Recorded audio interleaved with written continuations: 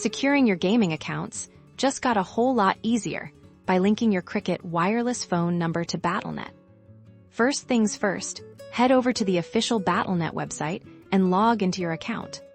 Once you're logged in, navigate to your account settings. You'll usually find this by clicking on your username or profile icon, typically located in the top right corner of the page.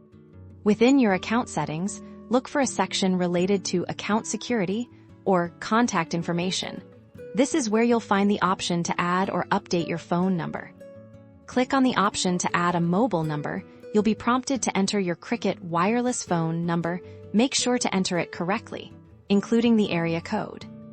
Battle.net will then send a verification code to your Cricket wireless phone via text message. This is a crucial step for confirming ownership of the number. Once you receive the text, carefully enter the verification code into the designated field on the Battle.net website. This confirms that you have access to the phone. Congratulations! You've successfully linked your Cricket wireless phone number to your Battle.net account. This adds an extra layer of security and provides a convenient way to recover your account if needed. Now, enjoy your enhanced security across all your favorite Blizzard games.